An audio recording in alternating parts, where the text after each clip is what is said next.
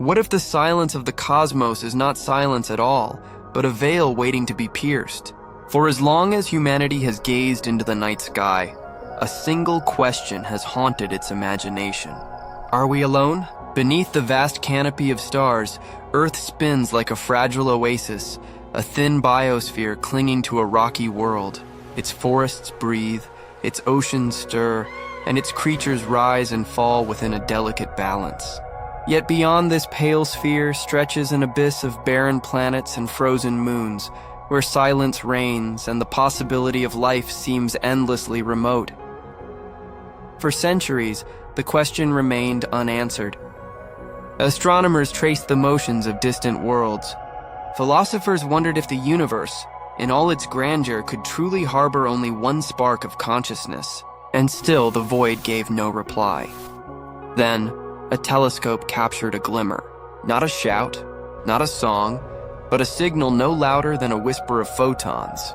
Hidden in its faint light was a probability. 99.7%. Not suggestion, not speculation, but near certainty. A number that does not merely hint, but almost declares life. In that moment, the cosmos itself seemed to lean closer. Humanity stood at the threshold of an answer that could reshape its place in existence. If life exists elsewhere, then Earth is not unique. The miracle of biology is not singular. The loneliness of our species is not absolute. And so, a new question arises. If we are not alone, then who or what shares this universe with us? The story of discovery does not begin with the James Webb Space Telescope. It begins with the longing that built it. For centuries, astronomers lifted crude instruments toward the stars, straining to capture faint light with glass and polished brass. They charted the heavens with hand-drawn sketches and primitive lenses, each step an attempt to bring the unreachable closer. As technology advanced, so did the ambition of their questions. The Kepler Space Telescope was the first to pull back the curtain in earnest, revealing that planets are not rare jewels scattered sparsely through the galaxy, but common companions. Almost every star, it seemed, carries worlds in its orbit. Kepler gave humanity its first true census of exoplanets, thousands cataloged, thousands more suspected, and yet Kepler's eye was not sharp enough to read the chemistry of their skies. It could tell us that planets existed. It could not tell us if those planets breathed. Then came Hubble, orbiting high above the distortion of Earth's atmosphere. Hubble revealed the colors of distant galaxies, the expansion of the cosmos, the echoes of the Big Bang itself. It even began to glimpse the atmospheres of alien worlds, but only faintly. Its instruments were never built for that purpose. The atmospheres remained shadows, suggestions, blurred signatures carried in fragile starlight. For decades, scientists dreamed of a telescope that could go further. One that would not only detect planets, but dissect the light filtering through their skies. They imagined an observatory so powerful, it could separate a whisper of methane from a sigh of carbon dioxide across light years of distance.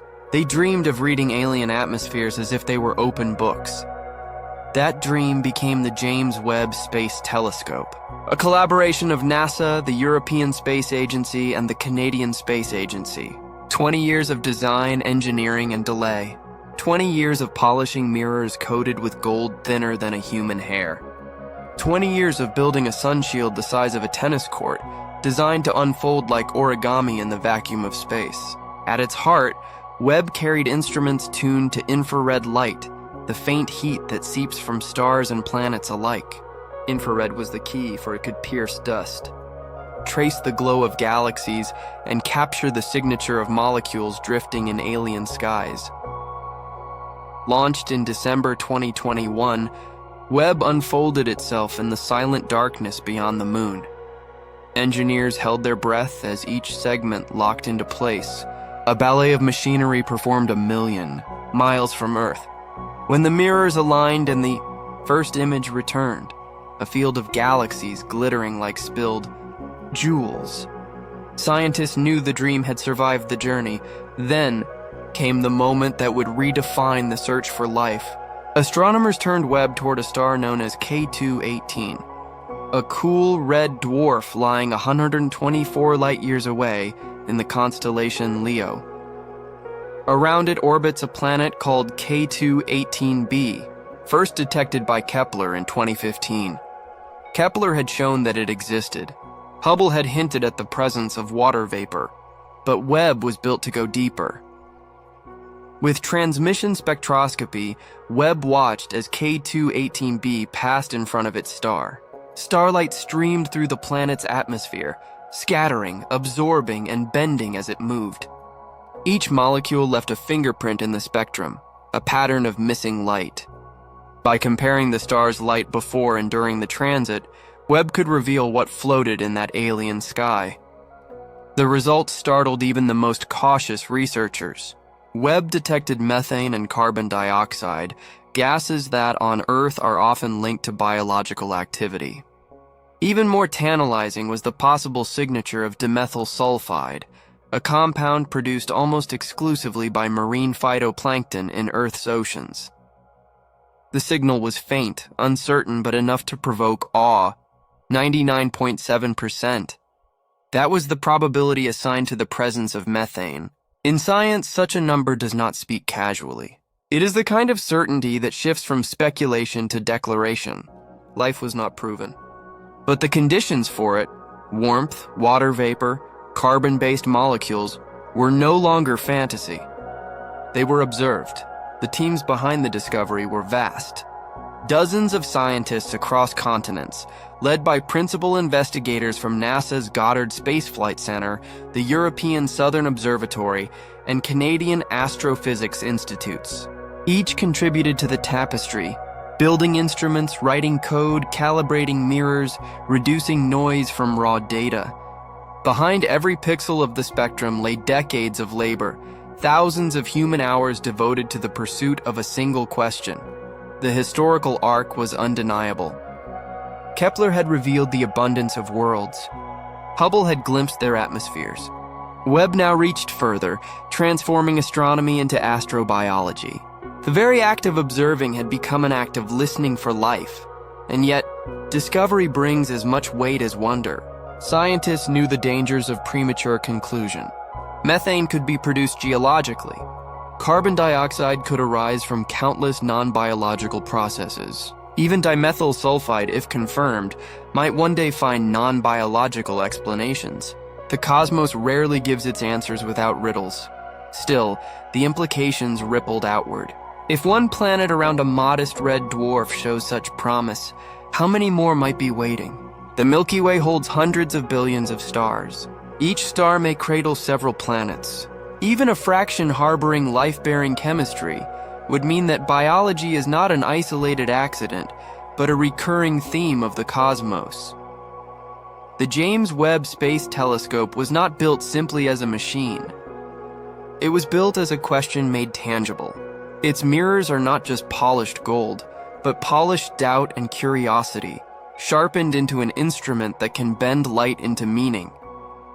It carries forward the lineage of Kepler and Hubble, but it also carries the weight of something deeper, the desire of a species to know if its story is shared.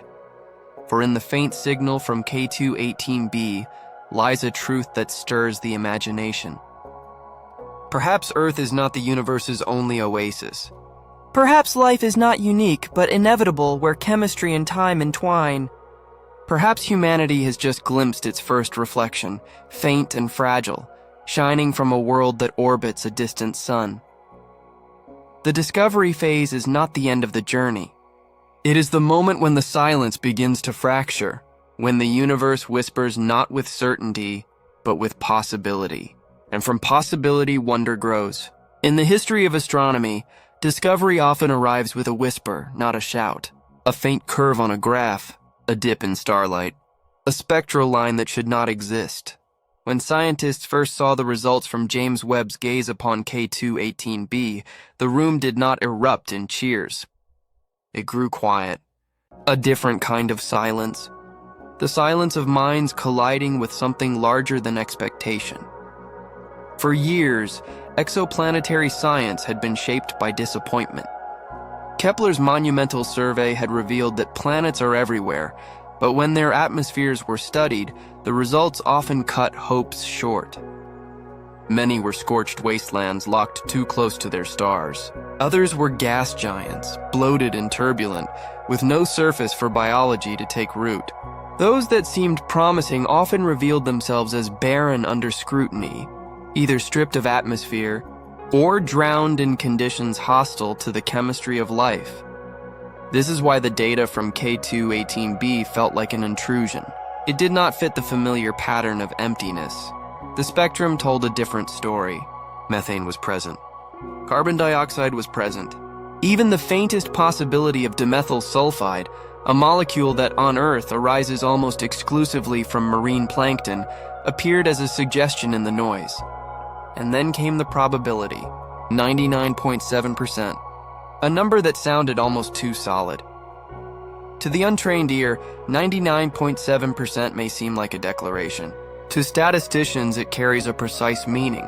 It corresponds to a 3 sigma detection, a confidence interval in which the chance of random error is only 3 in 1,000. In particle physics, such a number raises eyebrows but does not yet crown a discovery. In astronomy, it commands attention. It does not say life is proven. It says the gases are very likely real. And if those gases are real, then questions cascade. On Earth, methane and oxygen do not coexist for long. They annihilate each other, chemically unstable in the same atmosphere unless constantly replenished. Their disequilibrium is a signal of activity. Oxygen produced by photosynthesis. Methane produced by life below the surface or in the oceans. Water vapor, too, strengthens the case, for water is not merely a solvent of biology, it is the stage upon which biology performs. And yet, the very strength of the evidence was its own shock. Scientists have been trained by the universe to be cautious. For decades, hints of life have dissolved upon closer inspection. A Viking probe's chemical signal on Mars. A whisper of phosphine in the clouds of Venus. Even Hubble's early exoplanet spectra, teasing water vapor that could not be disentangled from instrumental noise. Again and again, what seemed extraordinary was reduced to ordinary chemistry under harsher light. So when Webb delivered this signal, many were hesitant even to believe their own instruments. Could methane and carbon dioxide be illusions? Could stellar activity mimic the fingerprints of molecules? Red dwarfs like K2-18 are volatile stars, prone to flares that bombard their planets with radiation. Could such turbulence have confused the spectrum? Caution is not cowardice, it is the discipline of science. Behind every headline lies years of restraint, because the stakes are not merely academic. To announce life falsely would erode trust, stain credibility, and cast shadows over future discoveries. Scientists carry the burden of proof with the weight of history, and yet beneath the caution, there was something else, a quiet thrill. For even as skepticism demanded restraint, curiosity burned. 99.7% was not noise. It was a probability too high to dismiss. It did not say, "Here is life," but it whispered, "Here is something that behaves like life." In laboratories across the world, researchers began running simulations. Could volcanic processes explain the methane? Could a peculiar carbon cycle mimic the signatures? Could exotic geochemistry produce dimethyl sulfide without biology? The models strained to fit the data. None offered easy answers. Some scientists spoke of false positives. The term refers to signals that appear biological, but are not. Titan, Saturn's moon, is rich in methane, but no one claims Titan is alive. Geology and chemistry can be deceiving. To guard against deception, researchers insisted on multiple lines of evidence. More transits, more spectra, more time. But even the most cautious could not ignore what had been glimpsed. This was not a barren world stripped of atmosphere. This was not another gas giant where chemistry drowns in endless storms. K2-18b, it seemed, had conditions strikingly reminiscent of a temperate environment. Some theorists began calling it a Hycean world, a planet wrapped in hydrogen but harboring oceans below, a middle ground between Earth-like rocky planets and Neptune-like gas giants. In such a world, life might find niches unknown to us. The shock was not only scientific, it was philosophical. For if life can exist on a Hycean world, then life may be far more common than anyone dared imagine. Humanity had long searched for Earth twins, rocky planets orbiting sun-like stars. But perhaps life does not need an Earth twin. Perhaps it thrives under skies of hydrogen, across oceans hidden beneath alien clouds. It is this shift in expectation that gives the discovery its force. Science does not move forward only by answers, but by broken assumptions. The assumption that life requires Earth-like conditions. The assumption that most planets are sterile. These assumptions now tremble. In the early days after Webb's data release, conferences buzzed with contradiction. Some voices urged restraint, reminding colleagues of past disappointments. Others allowed themselves to imagine. For if even one planet among thousands shows such signals, the implication is staggering. Probability unfolds across the galaxy like a multiplying echo. If here, why not there? If there, why not everywhere? The contrast was stark. On one side, the discipline of skepticism, sharpened by decades of false dawns. On the other, the human hunger for confirmation, a longing that science itself cannot silence. Between them lay the data, silent but insistent, carrying the fingerprints of gases across a 124 light-years. In the end, scientific shock is not merely the collision of numbers with belief. It is the moment when reality resists expectation. The cosmos does not bend to human hopes, but neither does it bow to human doubts. It reveals what it reveals, indifferent to whether we are ready, and perhaps that is the most sobering truth of all. Humanity stands before signals that may redefine its place in the universe, yet it hesitates, torn between awe and caution. This tension is not weakness. It is wisdom, for to declare life lightly would betray the very spirit of discovery. But beneath the restraint, the whisper remains. The gases are real. The probabilities are high. The universe may be far less silent than we once believed. The shock is not only in the data, it is in the realization that the question, "Are we alone?" may finally be within reach of an answer, and in that realization lies a deeper question still. If life is confirmed beyond Earth, what then? What becomes of humanity's self-image, its philosophies, its faiths, its future? Science, for now, pauses at the threshold, but the door has been nudged open. The silence is no longer absolute. A new kind of listening has begun. Science is not a single revelation. It is a rhythm, a patient pulse of repetition. One glimpse of data is never enough. One whisper of light could mislead. To stand on firmer ground, the James Webb Space Telescope returned to K2-18b again and again, watching as the planet drifted before its star. Each orbit offering another chance to capture starlight bent and filtered through its alien sky. Webb's method was elegant in its simplicity, yet profound in its reach. When a planet crosses the face of its star, a fraction of the light streams through its atmosphere before reaching our telescopes. Molecules absorb specific wavelengths, carving out fingerprints in the spectrum. Water vapor steals one band of light, methane another, carbon dioxide another still. In these patterns, invisible to the human eye but revealed by Webb's infrared instruments, lies the story of a world. But to trust those fingerprints, the story had to be told more than once. Webb's spectrographs recorded transit after transit, separating real signals from the noise of cosmic radiation, instrumental quirks, and the restless activity of the red dwarf star itself. Data from one orbit could deceive. Data repeated across many orbits began to sing in unison. With each repetition, error margins shrank until the whispers of methane and carbon dioxide grew unmistakable. And in those whispers, something else emerged. Hints of seasonal variation.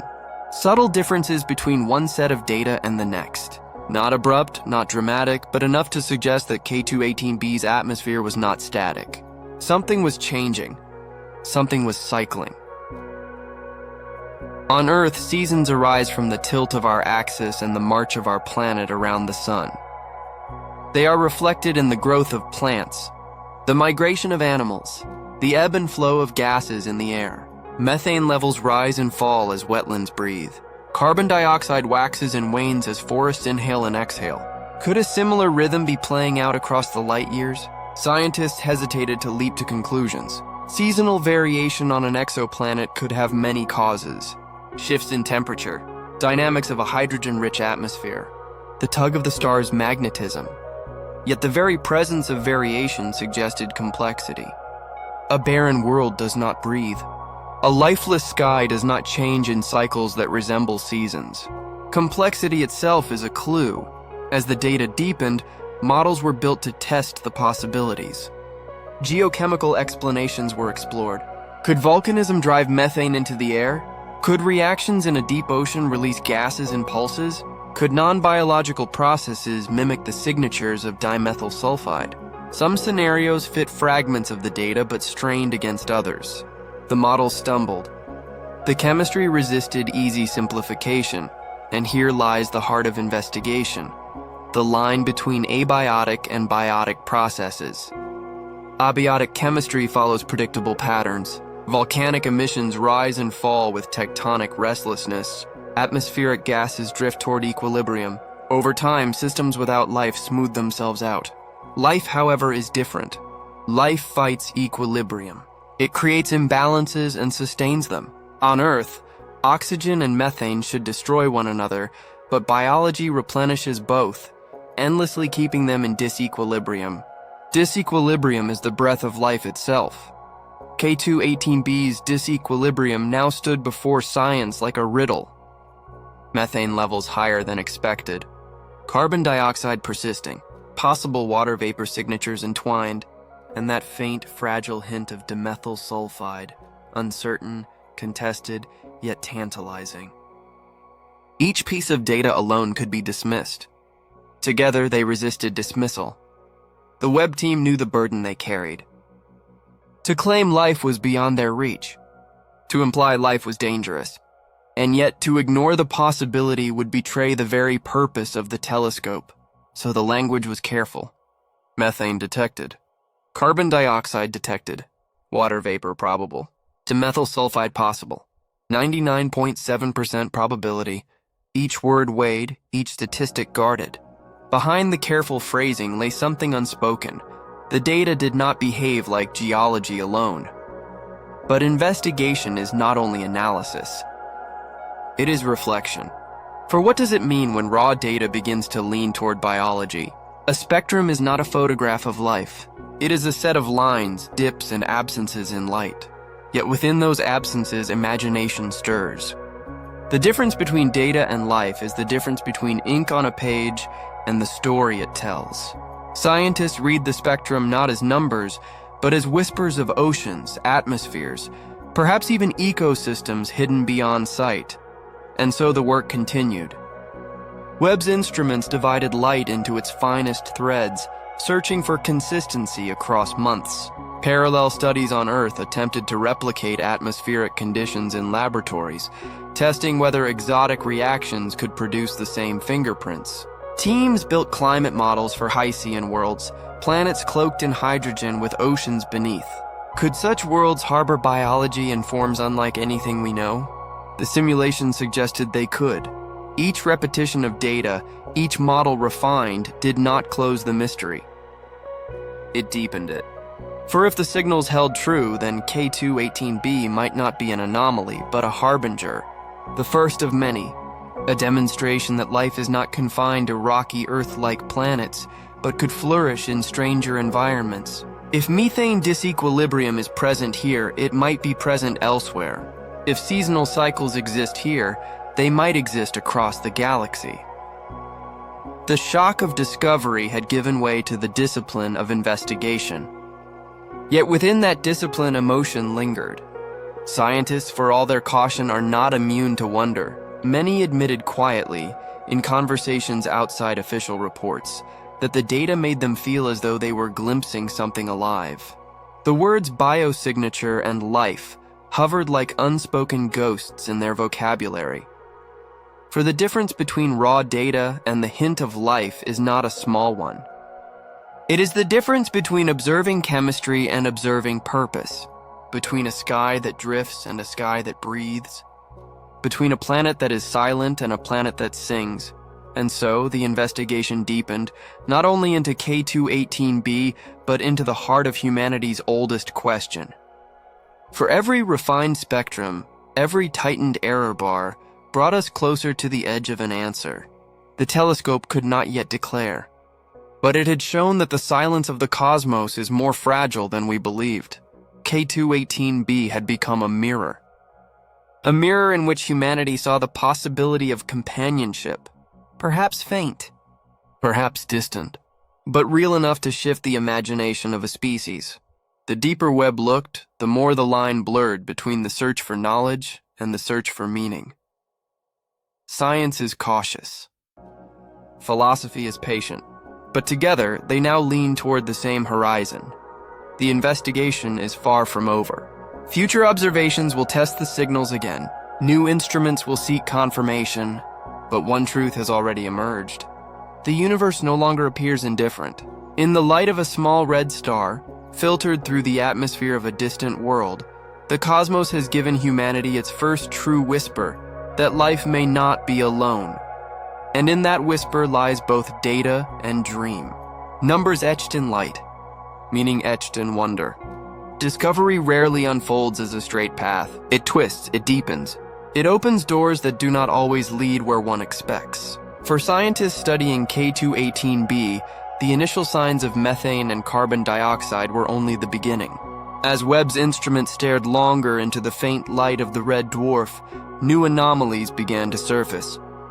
Anomalies that did not fit neatly within the models. The first of these were unexplained spectral lines. Thin notches in the spectrum where light should have flowed, but did not. Each line was like a missing word in a cosmic sentence, a gap that hinted at something unsaid. Known molecules had their places, their expected fingerprints, but here, there were patterns that could not be fully matched. Some teams proposed exotic hydrocarbons, others suggested unknown atmospheric chemistry, processes that Earth's laboratories had not yet recreated. The possibility of instrument error was raised, then tested, then largely dismissed. The lines persisted across multiple observations. Alongside these spectral riddles came temperature irregularities. Models predicted a certain profile for a Hycean world, a balance between the heat of the star, the greenhouse effect of gases, and the cooling influence of potential clouds. Yet the data suggested patches of atmosphere warmer than expected, interlaced with regions of cooler haze. It was as if the planet's sky bore currents and layers, shifting much like Earth's own weather systems. Clouds. The very thought was electrifying. Clouds mean circulation. Circulation means cycles of energy and matter. On Earth, clouds are part of a dynamic system. Oceans evaporating, winds sculpting storms, rains returning water to the surface. If K218b carries clouds, they may not simply obscure the view. They may signal an atmosphere alive with processes, perhaps even resembling the weather of a living world. Yet caution remained. Clouds could also mean chemistry unkind to biology, high clouds of methane ice, haze produced by photochemical reactions under the fierce light of the star. Even so, the resemblance to Earth's shifting sky was difficult to ignore. Webb had not delivered a static world. It had delivered a restless one. Planetary size and orbit added to the intrigue. K218b is larger than Earth, roughly 8 times its mass and about 2.5 times its radius. It sits in a delicate balance, orbiting its star every 33 days, yet at a distance where the star's faint light yields temperatures potentially suitable for liquid water. Orbital stability analyses revealed that the planet's path is steady, not destabilized by other large neighbors. Its position, though close compared to Earth's orbit around the Sun, is cushioned by the cool nature of the red dwarf. This balance intensified the sense of mystery. Too large to be a twin of Earth, yet not large enough to be dismissed as a gas giant. too close to its star to seem safe, yet far enough to remain temperate. It was as though the planet occupied a threshold space, neither barren nor familiar, but something in between. Something that might harbor oceans under alien skies. The probability climbed not because of any single piece of data, but because each line of evidence began to reinforce the others. Independent teams across continents ran cross-verified models. NASA scientists tested Webb's data with algorithms built over years of exoplanet analysis. European researchers reprocessed the spectra with different calibrations. Canadian teams brought in atmospheric models tailored for hydrogen-rich environments. Each time, the results converged. Methane, carbon dioxide, disequilibrium, possible water vapor, and always, the faint suggestion of something more. Confidence grew because the anomalies persisted under scrutiny. Not one team, not one instrument. Multiple analyses arriving at the same patterns. This was how science built trust, not by silencing doubt, but by surrounding it with evidence until doubt had nowhere left to stand. Still, no scientist would claim certainty. In the halls of conferences, in the pages of archive preprints, the language was measured. Probabilities, not proclamations. Tentative, not definitive. But behind the caution was a growing awareness that the signal was unlike anything seen before. Most exoplanets yielded only negative results, their skies filled with sterility. K2-18b refused to conform. Excitement rose in waves. Some astronomers admitted to losing sleep, replaying spectra in their minds like echoes of music. Others felt the old philosophical tremor, the recognition that if life exists here, it may exist everywhere. But each surge of thrill was checked by the discipline of skepticism. The excitement was tempered, slowed, as though the community itself feared the weight of what it might be approaching. For the mystery was no longer only about chemistry. It had become about possibility. The unexplained spectral lines, were they evidence of processes not yet understood, or hints of molecules with biological origins? The temperature irregularities, were they random weather or cycles like seasons? The clouds, were they inert haze or signs of a world breathing beneath them? Each question was a door, and each door led deeper. And so, escalation was not about louder results, but about quieter gravity. The data grew heavier. The implications stretched wider.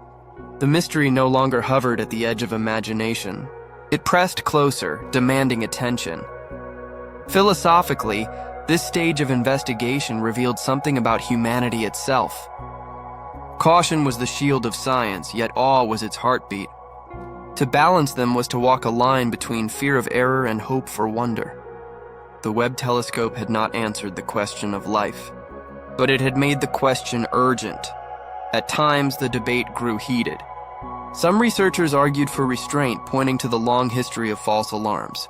Mars with its fleeting chemistry, Venus with its elusive phosphine, Titan with its methane, lifelike yet lifeless. Others pushed forward, noting that this was different. This was not a single anomaly, but a convergence of signals across gases, temperatures, and cycles. A puzzle with too many interlocking pieces to dismiss. Independent verification became the watchword. New requests for telescope time were filed. Observations were scheduled years ahead. Other instruments, from Hubble to ground-based observatories, were recruited to cross-check what Webb had seen. Each step was careful, deliberate, methodical, and yet the mystery deepened all the same. For even if the anomalies were explained by non-biological chemistry, they pointed to worlds far more complex than expected. Worlds with climates, with cycles, with richness of processes. Worlds that do not sit silently in space, but dance with rhythms unseen until now. The escalation of discovery is not only in the data, it is in the realization that the cosmos does not withhold its secrets out of hostility, but out of depth. Each revelation opens a deeper layer. Each answer births another question. Webb had not given humanity a solution. It had given humanity a path into wonder. The chapter of K2-18b is not finished. It may be only the prologue. But even now, it reshapes how scientists think of life in the universe. No longer as a fragile exception clinging to a single world, but as a potential chorus, faint but rising, from across the galaxy. Excitement, caution, wonder, fear, they intertwine in this moment of investigation. For the first time in history, humanity holds evidence that leans toward life beyond Earth, not as myth or speculation, but as probability carved in starlight. And as Webb stares deeper, the mystery only grows. The silence of the cosmos is beginning to fracture. In its place, something stirs. Something complex. Something alive, perhaps, in ways we are only beginning to imagine. When data resists simple explanation, theories begin to grow in the space between certainty and wonder. K2-18b has become such a space. Its atmosphere, with its tangled signatures of methane, carbon dioxide, water vapor, and perhaps even dimethyl sulfide, sits at a crossroads between possibility and restraint. The telescope has delivered signals. Now the human mind begins its oldest craft, interpretation. The first and most tantalizing theory is also the simplest, that these gases are true biosignatures. On Earth, methane does not linger in the air without replenishment. Microbes in wetlands release it. Cows and termites exhale it. Oceans breathe it through plankton. Carbon dioxide flows from respiration and volcanic processes, balanced by the inhale of forests and seas. Water vapor rises from every ocean, river, and cloud. Dimethyl sulfide is almost entirely biological here, a molecule born of tiny marine organisms drifting in sunlight. Taken together, these signals would be unremarkable on Earth, daily evidence of a living planet. To see them on K2-18b is to imagine that beneath its clouds some form of life may stir. Perhaps microbial, perhaps plankton-like organisms in alien oceans, perhaps life so simple and ubiquitous that it thrives wherever conditions permit. Yet science is cautious. Methane alone is not proof. Carbon dioxide alone is not proof. Even water vapor is not proof. These gases can emerge without biology, driven instead by the physics and chemistry of a restless planet. Which leads to the second theory, false positives. False positives are not illusions. They are reminders that the cosmos has many ways to mimic life. Volcanic outgassing, for example, can flood an atmosphere with methane, especially on a world rich in hydrogen. Photochemical reactions under the fierce light of a red dwarf star could also sculpt the spectrum in ways that resemble biology. Even dimethyl sulfide, while strongly suggestive, cannot yet be trusted. Webb's signal was faint, barely above the threshold of certainty. More data is needed. False positives caution against wishful thinking. They remind scientists that nature's creativity often surpasses imagination, and that geology can masquerade as biology with ease. The third theory steps further into the unknown, exotic chemistry. Earth provides the only template we know, but K2-18b may not follow Earth's rules. Its atmosphere is likely thicker, its composition heavier with hydrogen. Temperatures, pressures, and radiation levels may drive chemical pathways unfamiliar to terrestrial science. Molecules not stable on Earth could persist there. Reactions unimagined in Earth's laboratories could sculpt the air. In such conditions, spectral lines may not correspond neatly to known molecules. The unexplained fingerprints Webb detected could belong to compounds entirely outside Earth's chemistry. Exotic chemistry does not mean life, but it does mean possibility beyond familiar categories. Some theorists look backward, not outward, for guidance. They compare K2-18b's signals with Earth's own deep past. Billions of years ago, before complex life rose, Earth's atmosphere was a strange mixture. Methane levels were high, oxygen absent, carbon dioxide abundant. Microbial life dominated, shaping the air in subtle ways. It was only with the Great Oxidation Event around 2.4 billion years ago that oxygen began to accumulate. Before that, Earth may have looked from afar more like K2-18b. This comparison offers a sobering reflection. Perhaps K2-18b is not an alien anomaly, but an echo of our own beginnings. a planet caught in a stage of development Earth once knew, but speculation rarely stops at microbes. The human mind leaps further into the territory of intelligence. Could the signals be techno-signatures? Could some advanced civilization hidden beneath K2-18b's haze be altering its atmosphere intentionally? Dyson spheres, vast megastructures imagined to harvest a star's energy, enter these conversations, though not because K2-18b shows evidence of one. Rather, because the discovery reignites the broader question of how to recognize intelligence. Methane and carbon dioxide may whisper of microbes, but artificial gases, industrial pollutants, or unusual energy signatures might whisper of minds. To imagine such things is not to claim them. It is to remind science that life may exist across a spectrum, from the microbial to the technological, and that its traces may be subtle or strange. Speculation about intelligence is not without grounding. Astronomers have long debated techno-signatures, radio waves, laser pulses, waste heat, chemical pollutants.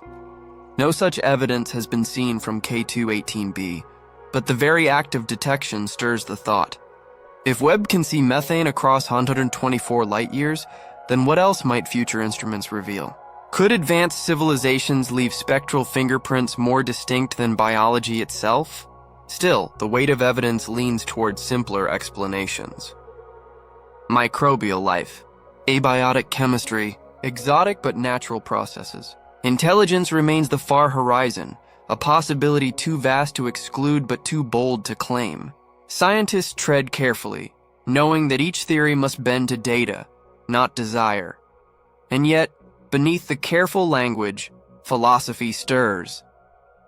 For if methane and carbon dioxide are truly biological, then humanity has glimpsed not just life, but companionship. If the gases are false positives, then the lesson is still profound, that the universe is richer in chemistry than we imagined. If exotic chemistries are at play, then the cosmos is stranger, more creative, more fertile in possibility than Earth alone could teach. And if K2-18b is an echo of Earth's early atmosphere, then perhaps we are not only seeing another world, we are seeing ourselves billions of years ago, a mirror of our own primordial ocean under alien light. Theories multiply because certainty is distant. Each one is a path through the unknown. Some paths will collapse under new data. Others will bend and evolve. One may lead to truth. But already the act of speculation reveals something essential, that the mystery of K2-18b is not about a single planet. It is about the nature of life itself. The investigation of biosignatures is not simply about numbers. It is about thresholds. At what point does chemistry become biology? At what point does biology become intelligence? At what point does the universe cease to be silent? K2-18b sits near these thresholds, not crossing them fully, but leaning against them, pressing the questions closer. And so the theories remain suspended between caution and wonder. Biosignatures possible. False positives plausible. Exotic chemistry conceivable. Intelligence remote but not impossible. Each theory is not an answer but a mirror of our readiness to ask. In the end, the story of K2-18b is less about certainty than about escalation. It has carried humanity from silence to whisper, from probability to possibility, from chemistry to speculation. It has shown that the universe does not offer its answers in clarity. It offers them in layers, each one deeper, stranger, more humbling than the last. And in those layers, humanity confronts itself. Not only its science, but its longing. Not only its caution, but its hope. The James Webb Space Telescope was built to reveal the cosmos. But in doing so, it reveals us. Our hunger to know, our fear of error, our wonder at being part of a universe that may not be empty. K2-18b remains a riddle. But in its spectral lines, its disequilibrium, its clouds and currents, it has become more than a distant world. It has become a stage on which theories play out, each one a reflection of human curiosity. Each one a step toward the day when speculation gives way to confirmation.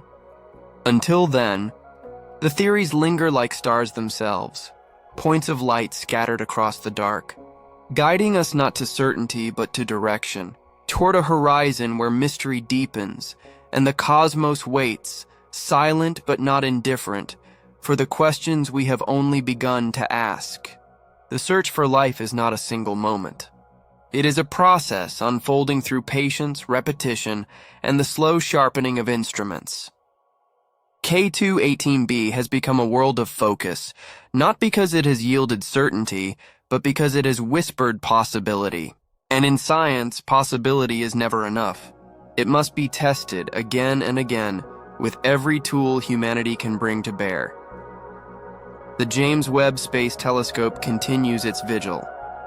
Suspended 1,000,000 miles from Earth, it stares into the infrared, a realm invisible to human sight but rich with information. In this wavelength, molecules reveal themselves like ink on paper: methane, carbon dioxide, water vapor. Each leaves its mark in the star's light as it filters through the planet's atmosphere. Webb's instruments, NIR Spec and NIRIS, were designed for this purpose: to divide starlight into spectra fine enough to capture the fingerprints of gases across light years of distance. Already, Webb has returned to K2-18b multiple times, measuring not only the depth of its spectral lines, but their stability across transits. Subtle variations in the data hint at weather systems, perhaps even seasonal cycles. More transits are scheduled. Each one narrows the margins of error, sharpening probability into clarity. But Webb cannot remain forever. Its mission is measured in years, not centuries. Its fuel will one day run out. Its mirrors will drift from alignment. The story of K2-18b requires more than one observatory. It requires a lineage of instruments, each generation reaching further than the last. On Earth, colossal eyes are being built to join the search. The Extremely Large Telescope, ELT, rises in the Atacama Desert of Chile, its mirror a staggering 39 meters across. The Giant Magellan Telescope, GMT, also in Chile, will wield 7 massive segments, together forming a mirror 25 meters in diameter. And the 30-meter telescope, TMT, planned for the summit of Mauna Kea in Hawaii, promises unprecedented resolution.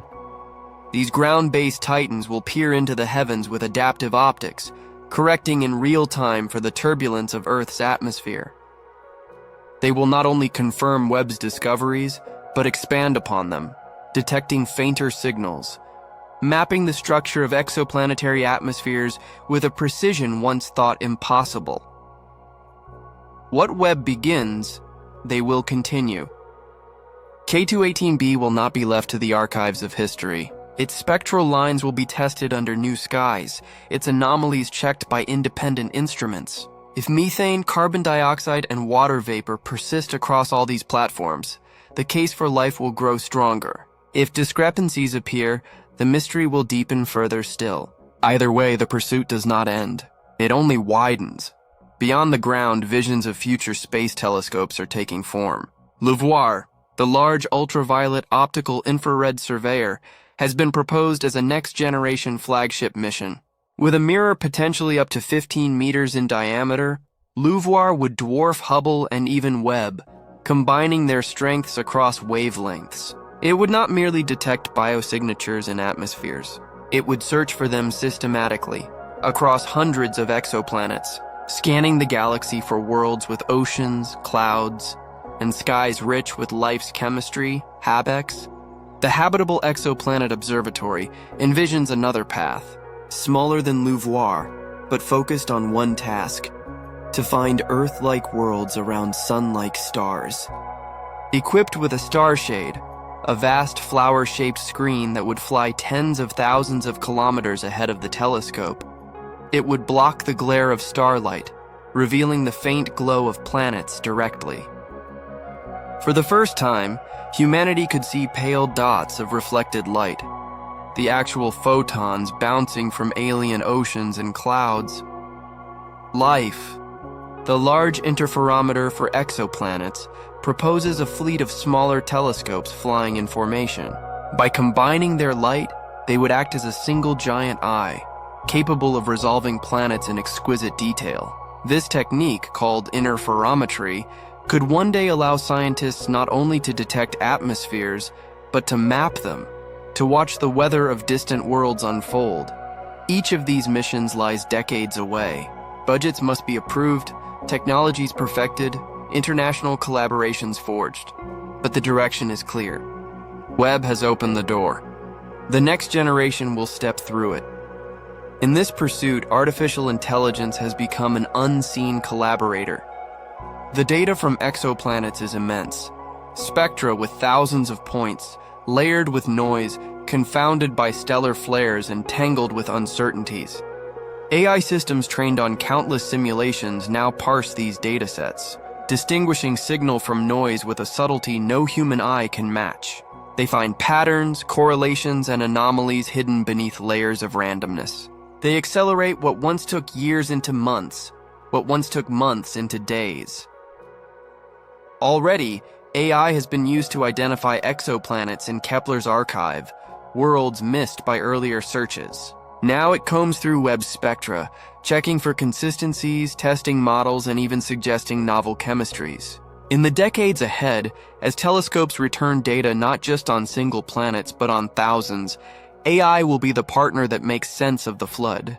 It is not imagination or philosophy, it is mathematics sharpened into intuition. A new kind of observer, tireless and precise, joining humanity's gaze into the dark. But the greatest dream lies further still. Direct imaging of an exoplanet's surface. Today, Webb and its successors detect atmospheres indirectly, through starlight filtered and absorbed. They read signatures, but they do not see. Direct imaging would change that. One day, perhaps late in this century, telescopes may resolve not just dots of light, but worlds themselves. Oceans glinting under alien suns, clouds drifting across hemispheres, continents, storms, even the seasonal greening of surfaces. To see such things would be to cross a threshold of perception as profound as Galileo's first turn of the telescope toward Jupiter. The technologies are daunting. Starshades kilometers wide, interferometers stretching across space, mirrors larger than anything humanity has yet built. But the trajectory of discovery points toward them. The question of life is too great to leave unanswered. Each new tool, each ongoing test, is a reminder of science's humility. Webb has not declared life. It has not solved the riddle of K2-18b, but it has given humanity enough to justify an era of searching, enough to transform a question once philosophical into one that is empirical. Enough to mobilize nations, agencies, and generations of scientists to build instruments worthy of the mystery. The story of K2-18b is not a closed chapter. It is a seed, a signal that draws the future forward. Webb watches now. The ELT, GMT, and TMT will soon join. LUVOIR, HABEX, and Life lie on the horizon. AI parses the data, and engineers dream of direct images. The arc of investigation is long, but its direction is sure, and so the search continues. Not in haste, but in patience. Not in proclamation, but in persistence. For the cosmos does not yield its secrets to one generation, or one instrument, or one observation. It yields them across time, to those who are willing to build, to wait, to look again. The silence of the universe is not broken in a single instant. It is eroded line by line, spectrum by spectrum, telescope by telescope. And in that slow erosion, humanity comes closer to the truth it has always sought. One day, perhaps, a telescope will capture not just the chemistry of K2-18b, but its image. One day, light reflected from alien oceans may fall into human eyes. One day, the difference between speculation and confirmation will collapse. Until then, Webb watches. The Earth builds. The future waits. The tools of science are not merely machines. They are questions made visible.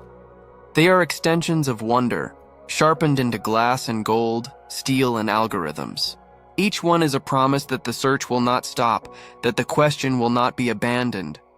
And so the investigation of K2-18b and of all the worlds yet unseen is not only a story of telescopes, It is the story of persistence, of a species refusing to accept silence as an answer. In the long decades ahead, as instruments grow sharper and data richer, the mystery will not diminish. It will deepen. For with every new revelation comes a greater horizon, and with every horizon a reminder. The universe is vast, alive with questions, and we have only just begun to listen. Humanity now stands before a threshold. For thousands of years, the night sky has asked a question that echoed across cultures and civilizations. Is Earth alone in its miracle of life? Is humanity the singular voice of the cosmos, or one voice in a larger chorus? For most of history, the silence seemed final. Now, with the faint signals from K2-18b, that silence begins to fracture. The question is no longer whether life may exist elsewhere. The question is what humanity will do when the answer shifts from possibility to probability. This moment carries with it the weight of humility. Long ago, the Copernican revolution displaced Earth from the center of the universe. The discovery that Earth orbits the sun shattered an ancient worldview, yet it did not diminish humanity. It expanded it. It forced the species to see itself as part of a vast, unfolding cosmos. Now another Copernican turn may be upon us. If the probability of life on K2-18b holds true, then Earth is not unique. Biology is not singular. Consciousness may not be alone. And with that recognition comes the same humbling shift, the same widening of perspective. Religion, philosophy, and science converge at this threshold. For faith traditions, the discovery of life beyond Earth challenges old certainties, yet also opens new possibilities. Perhaps creation is vaster than imagined. Perhaps life is not confined to one planet, but spread throughout the stars as part of a greater design. For philosophy, the implications touch the very definition of humanity. What does it mean to be human if we are not the only beings to ask the question? If another intelligence, however distant, looks back at the stars, then humanity is no longer the sole thinker, the sole dreamer, the sole mirror of the universe. For science, the meaning is equally profound. A field once driven by abstract speculation now faces empirical evidence that life may be woven into the fabric of the cosmos itself. And yet, the paradox remains. 99.7% certainty is powerful. It is nearly beyond dispute in statistical terms. But it is not the same as seeing. Humanity has not yet looked upon an alien being. No lens has yet captured a photograph of movement beneath K2-18b's clouds. The signals are strong, the probabilities high, the models persuasive, but they remain whispers of light, filtered through atmospheres, interpreted through instruments. The paradox is that certainty grows, yet the vision remains unseen. This tension between knowing and not knowing defines the human condition. Across centuries, knowledge has always arrived this way. First as probability, later as sight. Copernicus knew the Earth circled the sun long before Galileo turned his telescope skyward. Darwin understood the unity of life long before DNA revealed its molecular code. Now humanity senses life in the stars but has yet to see its face. The universe teaches patience. For the human psyche, the implications are immense. To imagine life beyond Earth is to confront solitude itself. No longer the lone oasis, Earth becomes one among many. No longer the sole cradle of thought, humanity becomes part of a wider tapestry. For some, this brings fear. The fear of insignificance, the fear of being replaced in the cosmic order. For others, it brings hope. The hope of companionship, of kinship, of finding reflections of ourselves in distant oceans and alien skies. The discovery is both grounding and liberating. It tells humanity that it is not central, but it also tells humanity that it is not alone. It strips away arrogance, yet it enriches meaning. To live in a universe where life is common is to live in a universe more vibrant, more abundant, more alive than ever imagined. And still, the voices of caution remain. Until direct evidence appears, until light or images reveal more than spectra, the conclusion cannot be declared. But even within caution, emotion stirs. The thought persists. Perhaps somewhere beneath clouds of methane and vapor, under the faint warmth of a red dwarf sun, oceans ripple with alien currents.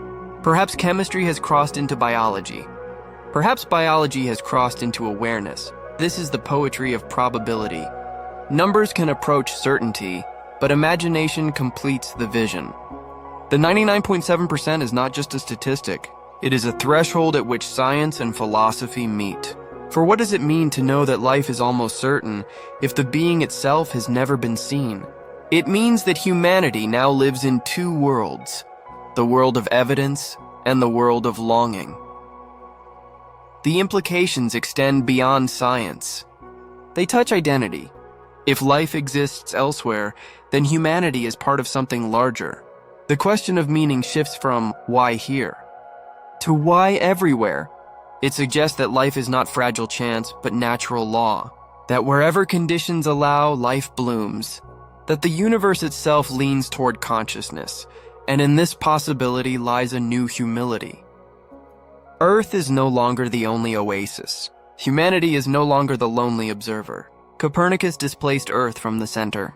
Darwin displaced humanity from uniqueness. Now K2-18b and worlds like it may displace humanity from solitude. Each step has been a step away from arrogance, a step closer to truth. But this truth does not diminish. It deepens. For meaning does not vanish when humanity is not alone. It multiplies. It expands. To share existence with other life, even distant and unseen, is to belong to a universe richer than solitude could allow. Perhaps in time, telescopes will grow sharp enough to image the surface of K2-18b. Perhaps fleets of interferometers will capture storms crossing its hemispheres. Perhaps one day a probe, launched by generations yet unborn, will sail across the centuries and enter its orbit. Until then, the vision remains in imagination. But imagination itself is a form of seeing. It allows humanity to stand at the threshold of possibility and feel the weight of wonder. And so, the story closes not with certainty, but with reflection. The signals from K2-18b do not answer the question fully. They do not show life. They show probability. They show disequilibrium. They show the kind of mystery that humbles and inspires in equal measure. Perhaps this is how the universe speaks. Not in direct proclamations, but in whispers. Not in certainty, but in invitation. Each discovery is not a conclusion, but a door. Behind each door lies another horizon, another layer of wonder, and so humanity listens. With Webb, with future telescopes, with instruments not yet built. It listens not only with machines, but with its own longing, its own need to know if it is part of a greater chorus. Perhaps somewhere under alien skies, eyes look back at us, wondering the same thing. Wondering if they too are alone. Wondering if their silence is shared by others. Wondering if the cosmos in all its vastness holds companionship waiting to be found. And if so, then the question is not simply whether life exists. It is whether life scattered across the stars may one day recognize itself in another. Whether across the distances of space, two lonely oases might meet, and in meeting end the silence forever.